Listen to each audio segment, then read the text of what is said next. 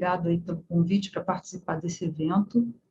Não é o primeiro que eu participo, né? A gente está sempre à disposição aí para treinar a rede, os médicos que não têm muita intimidade com a doença falciforme. Dessa vez é muito interessante esse treinamento, né, essas palestras, porque todas as pessoas que vão falar aqui hoje à tarde são extremamente envolvidas com doença falciforme, seja na parte da assistência e também como na parte de pesquisa. Todas nós estamos há anos lidando com essa doença e sabemos exatamente o que ela significa para a população. O que é a doença falciforme? A fisiopatologia, assim, a forma como a mutação que gera a doença, né, que é uma doença genética, uma anemia hemolítica hereditária, é extremamente simples. Ocorre por uma única mutação pontual no sexto códon do gene da beta-globina, com substituição da glutamina pela valina. Então, não tem nada de complicação do ponto de vista da genética. Para nascer um indivíduo com doença falciforme, os pais, os dois genitores têm que ter pelo menos um gene alterado, um gene defeituoso, e tem que ser portador da hemoglobina S. Então, aqui a gente tem um esquema em que pai e mãe são heterozigotos para a doença falciforme, e eles são capazes têm 25% de gerar um indivíduo com a doença falciforme, 50% de chance de gerar crianças com traço e 25% de gerar uma criança saudável. É óbvio que se essa mãe tiver doença falciforme e o pai não, ou os dois tiverem doença falciforme, é 100% de chance de nascer uma criança com a doença também. O diagnóstico também não é complicado de se fazer. Desde o ano 2000, a gente tem no Brasil a triagem neonatal que investiga essa doença. Então, em todo o território nacional é possível a gente já diagnosticar o bebê na primeira semana de vida. Esse bebê sendo identificado como portador de hemoglobina S, depois ele é encaminhado para fazer a confirmação da doença com exames um pouco mais elaborados e que também podem ser feitos nos adultos quando eles fazem o diagnóstico tardio. Então, aqui a gente tem a doença falciforme, ela é qualquer dessas combinações em que esteja presente um gene defeituoso da hemoglobina S. Então, a anemia falciforme, que é o SS, ele é o fenótipo mais grave, né, em que a gente vê maior número de complicações nos pacientes, tanto de complicações agudas como complicações crônicas. Mas a gente também tem a combinação da hemoglobina S com a hemoglobina C, da hemoglobina S com a beta-talassemia, nessas duas formas, sendo que os pacientes com S-beta-0, eles têm uma apresentação clínica também de maior gravidade, semelhante aos pacientes com anemia falciforme, que são os SS. Tem uma combinação também que não é tão comum, mas a gente vê, que é a hemoglobinopatia SD. E todas essas combinações aqui, principalmente a SC e SD, elas têm maior prevalência regional em determinadas regiões do Brasil, como a gente vai ver depois como isso acontece, por que isso acontece. Então, em relação à origem e à dispersão da doença falciforme, a teoria, né, que se acredita é que essa mutação que gera a doença falciforme, ela aconteceu na África, que é um local de alta prevalência de malária. Então, essa foi uma mutação de proteção porque o plasmódio ele tem dificuldade de entrar na célula foiçada. Então, os indivíduos com traço falcêmico, eles sobreviveriam mais, teriam mais resistência e não morreriam tanto de malária. Isso, obviamente, levou anos para acontecer. Então, por isso é que na África, né, por isso é que é uma região endêmica de malária, acredita-se que tenha surgido essa mutação. E aí causa um grande confundimento, porque na África é um local habitado por pessoas da raça negra, e E por isso que se fala que a anemia falciforme, a doença falciforme, é uma doença de negros.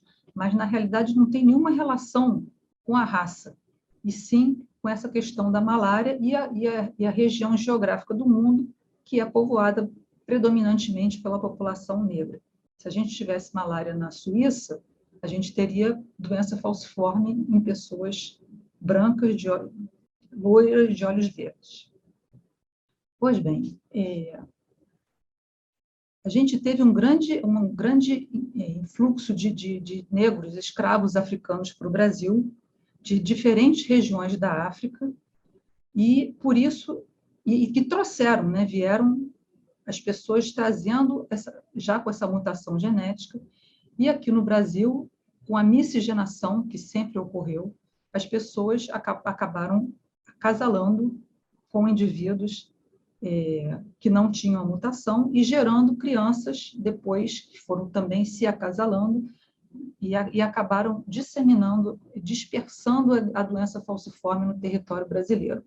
E principalmente no litoral, que é onde esses escravos desembarcavam.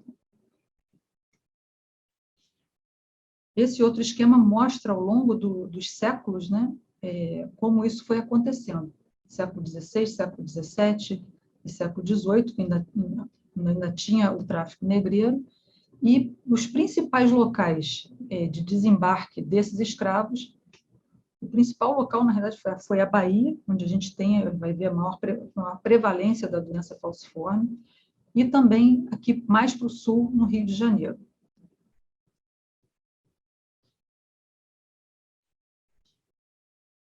Então, aqui para vocês verem a prevalência da doença. Na Bahia, a cada 650 crianças que nascem, uma nasce com doença falciforme. Isso é muita coisa. Uma doença genética é muita coisa. No Rio de Janeiro, que é o segundo estado com maior prevalência, a cada 1.200 crianças que nascem, uma tem doença falciforme. E a gente vai vendo que, à medida em que a gente vai indo para o sul, essa incidência vai diminuindo. No Rio Grande do Sul, por exemplo, a cada 10.000 nascimentos, um tem doença falciforme. E isso tem a ver com o tráfico de escravos. Em relação à prevalência da presença do traço, não da doença, que aí é que é o grande potencial de disseminação da doença na população através da miscigenação, é que, por exemplo, na Bahia, 1 em cada 17 crianças nascem com traço. Isso é muita coisa. No Rio de Janeiro, que vem a seguir, 1 em cada 21 nasce com traço falcêmico. E no Sul, por exemplo, 1 em cada 10.000 nasce com traço. Então, o potencial de cruzamento, né, das pessoas, né, de acasalamento das pessoas e de gerar crianças com doença e com traço é muito grande. Então, sim, o nosso objetivo aqui é mostrar para vocês o que é a doença falciforme na prática, porque, apesar de ter uma forma de transmissão relativamente simples de entender, um diagnóstico também que é relativamente simples de fazer, é justamente ao contrário do que é lidar com essa doença no dia a dia. Para entender um pouquinho melhor a questão da mutação, né, a simplicidade, que é a substituição no gene na cadeia beta do ácido glutâmico pela valina. Isso é o suficiente para transformar a hemácia, que tem o seu formato bicôncavo e tem suas características de maleabilidade para passar pela microcirculação e levar oxigênio aos tecidos, ela se transforme nessa forma de foice, pela polimerização da hemoglobina dentro da célula. E essa forma de foice, essa transformação acontece principalmente em baixa saturação de oxigênio. Não é só isso. Existem outros gatilhos, né, que fazem com que essa hemácia fique afoiçada. Mas a baixa saturação de oxigênio é um fator importante. E o que acontece? Essa hemácia, desse formato normal, ela se transforma na hemácia afoiçada. E vice-versa, também em situações com mais alta saturação de oxigênio, essa hemácia ela é capaz de voltar da forma afoiçada para a forma bicôncava normal, sabendo que essas hemácias, mesmo tendo a apresentação dessa forma bicôncava normal, elas carregam uma hemoglobina anormal que tem esse potencial de polimerizar e transformar completamente a forma e a função da hemácia. Então, esse esquema mostra essa hemácia, que carrega hemoglobinas anormais, hemoglobinas S, mas aqui elas estão num estado oxigenado. Então, a hemoglobina está solúvel dentro da célula. Então, confere esse aspecto normal da hemácia. Em baixa saturação de oxigênio, essas hemoglobinas anormais, elas coalescem, elas se juntam e formam cordões, que são polímeros rígidos, que são essas fibras aqui, que também coalescem e transformam completamente a hemácia numa hemácia afoiçada, que, ao contrário da normal, que flui facilmente pela microcirculação, ela obstrui a microcirculação. Aqui mais um esqueminha mostrando a movimentação normal dos glóbulos vermelhos não afoiçados dentro da microcirculação. E aqui o que acontece quando a gente tem hemácias afoiçadas, que não são rígidas, não passam normalmente pelos vasos e causam obstrução mecânica. E mais uma vez, para mostrar essa troca que é tanto de um lado quanto para o outro, dependendo de fatores, de como a saturação de oxigênio tecidual, mas entre outros, não é só isso. Então, aqui na microcirculação, esse esquema mostra o que acontece. Né? A hemácia, aqui é aspecto normal, por algum motivo, algum gatilho que aconteça, baixa saturação de oxigênio, essa hemácia ela se transforma em hemácia afoiçada. Essa hemácia afoiçada ela é capturada pelas moléculas de adesão, pelas selectinas, que estão no endotélio vascular. Então, elas são capturadas e depois acontece uma cascata, uma série de adesão de células que não são os eritrócitos, que são, sim, os neutrófilos, leucócitos e as plaquetas, que aumentam e vão num crescendo e acabam provocando a vasoclusão. A vasoclusão leva à isquemia tecidual, e a isquemia tecidual leva ao quê? A mais afoiçamento, mais hemólise e também a lesão endotelial da isquemia com reperfusão. Esse processo, que é dinâmico, acontece o tempo todo, essa isquemia e reperfusão acabam formando um ciclo vicioso com liberação, né, de citocinas inflamatórias. Essas citocinas inflamatórias acabam lesando também o endotélio vascular, então você tem a adesão, tem a isquemia, a obstrução, a vasoclusão, liberação de citocinas, um processo inflamatório no endotélio vascular,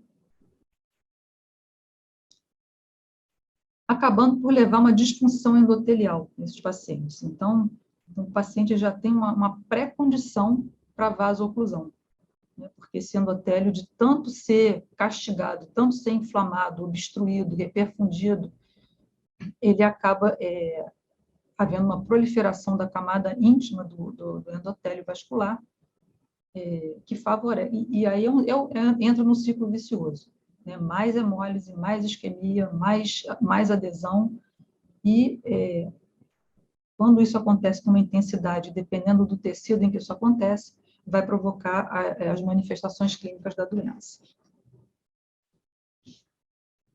Esse esquema aqui é para sintetizar tudo isso que a gente viu. A célula falciforme se ligando às selectinas, que são as moléculas de adesão, que acabam aderindo também os neutrófilos. Essa adesão maciça de células acaba obstruindo o vaso, levando a isquemia e estresse oxidativo tecidual, gerando inflamação e acaba gerando mais hemólise, liberação de citocinas inflamatórias e o ciclo se perpetua.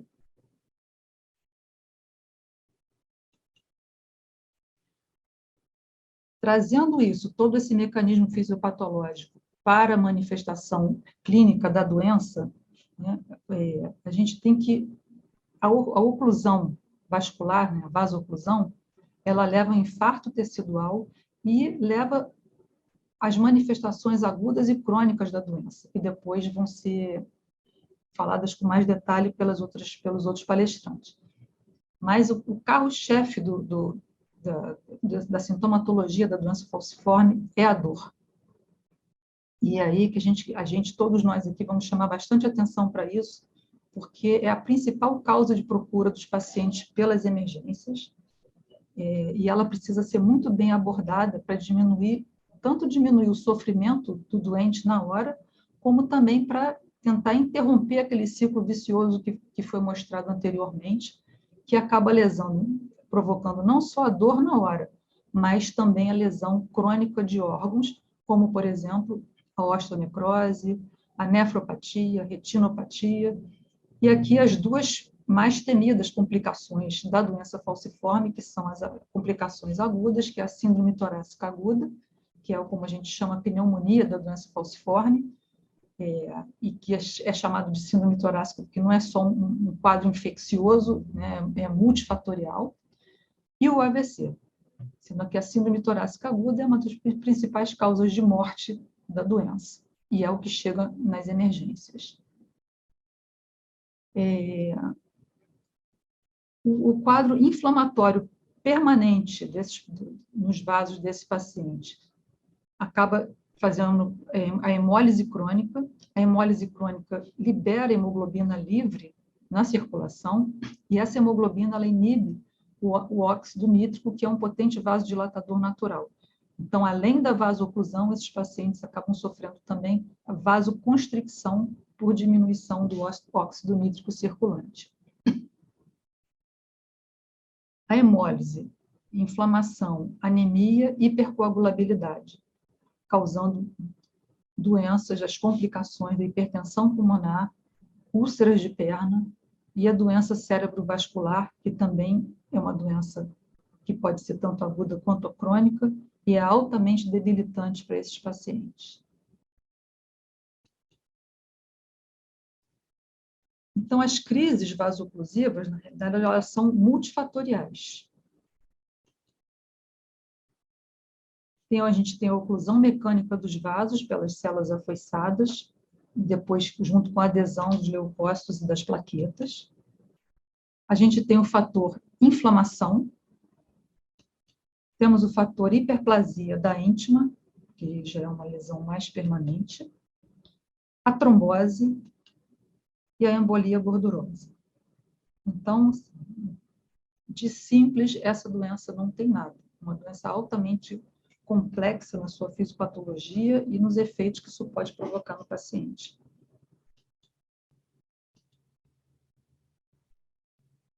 Então, a gente tem gatilhos para que essas crises vasoclusivas ocorram. O principal deles, que são os gatilhos dependentes dos pacientes, hipóxia, infecção. Esses pacientes eles têm uma incidência de infecção aumentada por vários mecanismos de deficiência imunológica, e um principal deles é a asplenia funcional. Esses pacientes vão fazendo ao longo da vida infartos esplênicos, e o fígado, o baço desses pacientes literalmente desaparece. Eles são pessoas que se comportam como pessoas esplenectomizadas. Eles somem que não conseguimos nem ver no ultrassom. A febre, que é um sinal de infecção, acidose, desidratação, Então, esses pacientes aqui são gatilhos que a gente servem até de orientação, que a gente tem que saber dar para os pacientes, né? Esses pacientes, eles não devem passar muito tempo sem beber água, para não se desidratar. Isso deve ser também informado para professores. Às vezes, um professor não deixa uma criança sair da sala de aula para beber água, e essa criança precisa, senão ela pode ter uma crise de dor. Gestação, menstruação, apneia do sono.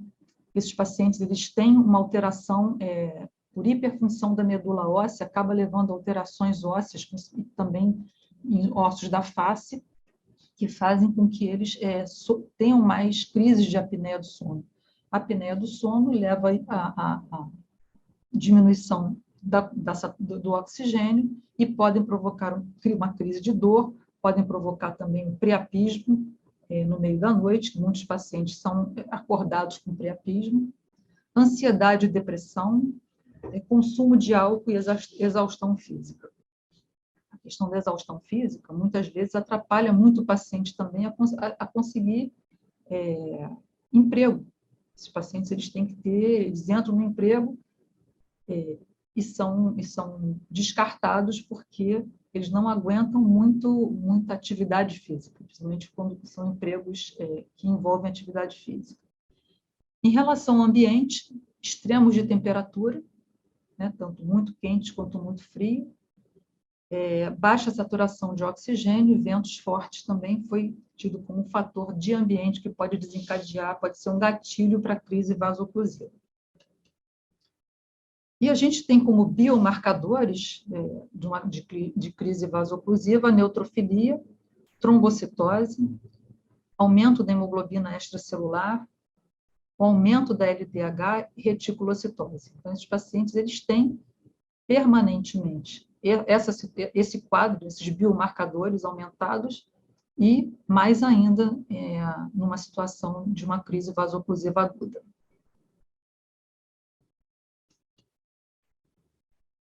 Então, só para mostrar em alguns órgãos, né, a lesão crônica de órgãos, como é que ela se dá, né? Tudo acontece com a polimerização da hemoglobina S dentro da hemácia, levando a um quadro de anemia crônica. A anemia crônica leva ao aumento do débito cardíaco. O aumento do débito cardíaco aumenta as câmeras de dilatação dos ventrículos, estresse na parede dos ventrículos. O aumento plasmático leva ao aumento da frequência cardíaca, aumento da pressão sistólica, e aí esse ciclo se perpetua. Então, esses pacientes, os que sobrevivem até uma idade mais avançada, em geral, têm disfunção cardíaca. A mesma coisa acontece no rim, né? Os pacientes com anemia crônica têm o débito cardíaco aumentado, uma pressão sistólica aumentada, hiperperfusão renal, hiperfiltração glomerular, lesão renal. Então, também, em algum grau, esses pacientes, à medida que vão ficando mais velhos, eles vão acabar tendo alguma disfunção renal, e por isso a gente tem que, desde cedo, começar a rastrear perda de proteína na urina, que é o primeiro sinal de que esse paciente vai evoluir para alguma lesão renal, e muitas vezes acaba a vida em hemodiálise. A mesma coisa acontece no cérebro. Um paciente com anemia crônica, baixos níveis de oxigênio, aumenta o fluxo sanguíneo cerebral, o paciente tem uma baixa reserva cerebral, vascular, e aumenta bastante a chance de desenvolver um dos mais temidas complicações da doença falciforme, que é o AVC. Esse AVC, ele, na maioria das vezes, é isquêmico, mas pode evoluir para hemorrágico, e também os infartos silenciosos. Os infartos silenciosos, como o nome diz, a gente não consegue detectar clinicamente, mas o dano vai ocorrendo no cérebro do paciente. Então, isso acaba gerando um déficit cognitivo, né? Isso é um problema enorme já desde a infância. Essas são crianças que têm mais dificuldade de aprendizado, mais dificuldade de evoluir na escola, mais dificuldades depois de se qualificar, de conseguir um bom emprego.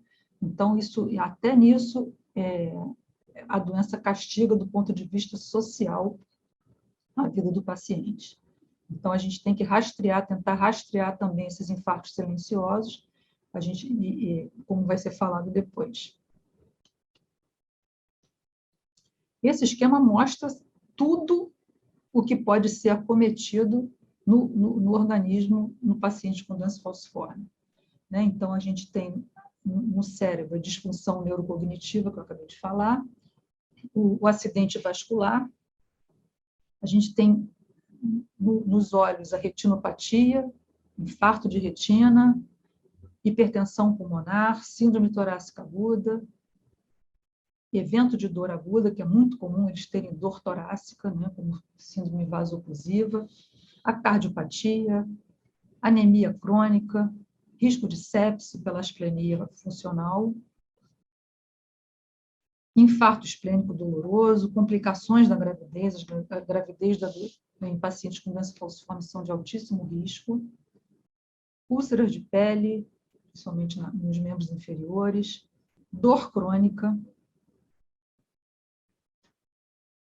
cálculos biliares, que desfazem com muito mais frequência devido à hemólise, lesão renal, puberdade atrasada, é muito comum, disfunção erétil, o priapismo, que é uma complicação que aparece nos pacientes do sexo masculino, e que muitas vezes ela é desconhecida dos próprios pacientes que nunca tiveram uma. Né? Eu tenho o hábito de perguntar no ambulatório se um paciente jovem ou adolescente se ele já teve priapismo, ou ele nunca ouviu falar disso, ou já teve e não conseguiu relacionar com a doença. Então, isso é muito importante, a gente conseguir também diagnosticar e explicar para o paciente, porque isso pode levar a uma disfunção erétil permanente. A necrose vascular também, principalmente da cabeça do fêmur e da cabeça do úmero, uma complicação que leva muito sofrimento aos pacientes. Primeiro, porque dói, né? Dói bastante, é uma dor permanente o tempo todo, que muitas vezes eles têm que trocar essa articulação, fazer uma artroplastia, e a dificuldade disso, de a gente conseguir isso no SUS. Então, a gente muitas vezes vê pacientes jovens, aleijados, literalmente, com pouca possibilidade de resolver o problema e passam anos e anos e anos numa fila para conseguir fazer uma cirurgia. A osteomielite também é uma complicação infecciosa bastante comum, principalmente por germes encapsulados. Esse estudo aqui é um estudo brasileiro, muito interessante, que dá a real dimensão da questão da dor da doença falciforme. Então, a gente vê que 88% dos pacientes vivenciam pelo menos um episódio de crise vasoclusiva em um ano. Só que entre 2 e 4 episódios de dor, 44, quase 45% tem entre 2 e 4. E entre 5 e 10, 25%. Isso é muita coisa. Se a gente for pensar em tempo de escola que esse paciente perde, tempo de trabalho que esse paciente perde, nem todo patrão aceita isso, né? Isso muitas vezes envolve internações de 7, 10, 15 dias para controle dessa dor, se não vier acompanhado de outra complicação, como uma síndrome torácica aguda. Então, é uma doença que compromete, que leva muito sofrimento e compromete bastante a vida desses pacientes. Agora, eu queria passar para vocês um vídeo bem interessante da fisiopatologia da doença falciforme. Ele é em inglês, mas ele é fácil visualmente de entender. Só um minutinho para colocar o vídeo.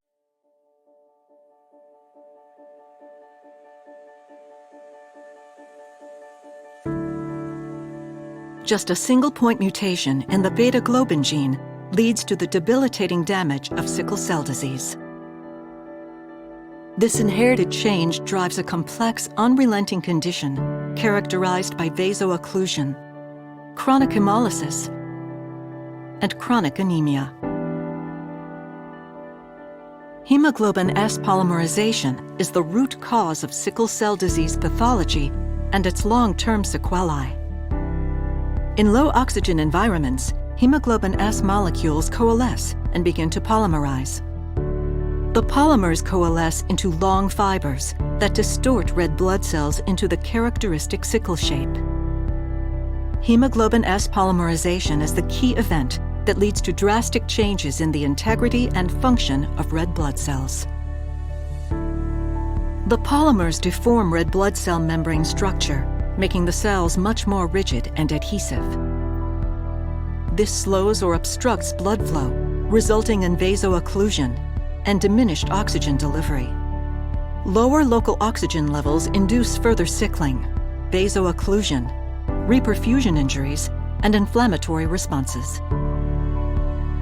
Additionally, membrane changes caused by hemoglobin S polymers lead to cellular dehydration, chronic hemolysis, and early cell death. Sickled cells only survive for about 10 to 20 days, versus 120 days for healthy red blood cells, which stresses the bone marrow and increases reticulocyte production. When red blood cells become fragile and lyse, they release hemoglobin and other cellular contents that contribute to vasculopathy and further inflammation. Free hemoglobin is broken down, decreasing the amount of active hemoglobin in circulation and leading to chronic anemia and its clinical complications. Left unchecked, the pathologic effects of vaso-occlusion, chronic hemolysis, and chronic anemia can lead to progressive tissue damage and end organ damage.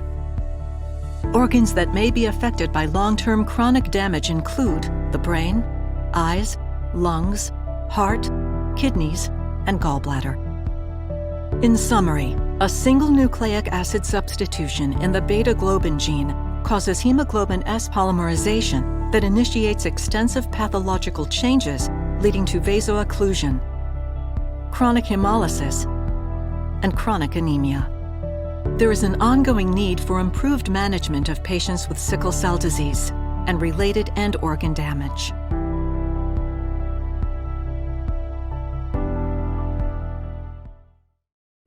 Então, eu queria terminar aqui a minha apresentação mostrando que são pessoas que carregam desde pequenininhos muito sofrimento, muita carga de doença, que vão acompanhá-los até o fim da vida, né, e vão morrer de alguma complicação da doença falciforme, muito provavelmente, se não for de acidente ou de câncer, mas muito pela frequência vão ter alguma complicação fatal da doença, até porque esses pacientes eles têm um tempo de vida menor do que a população em geral.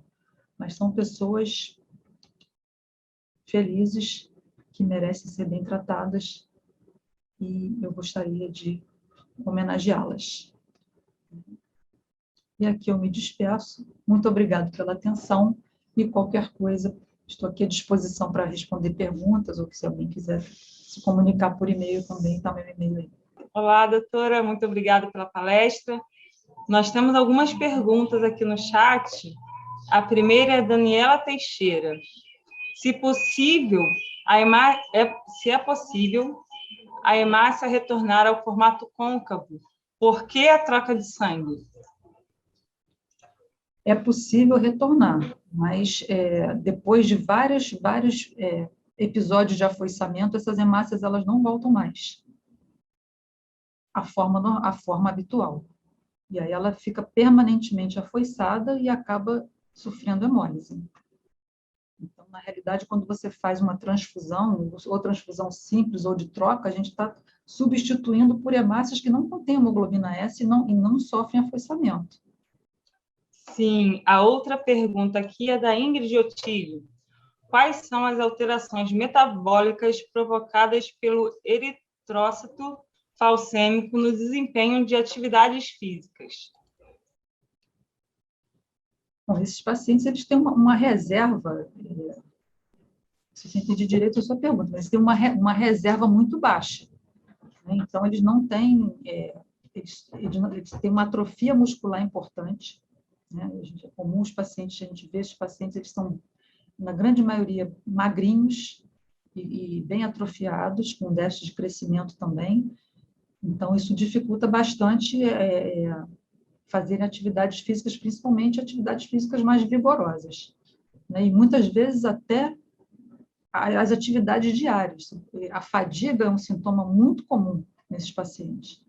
Então, eles estão permanentemente cansados. Isso é engraçado, porque quando tem, às vezes, só um paciente, uma criança, um adolescente com a doença em casa, muitas vezes a família vem dizendo, ele é muito preguiçoso, não quer fazer nada, só quer ficar deitado.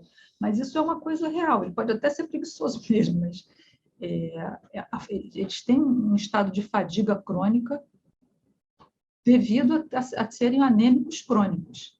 Entendeu? E todos esses mecanismos de inflamação que eles sofrem são pacientes inflamados permanentemente. Então, não é um organismo normal.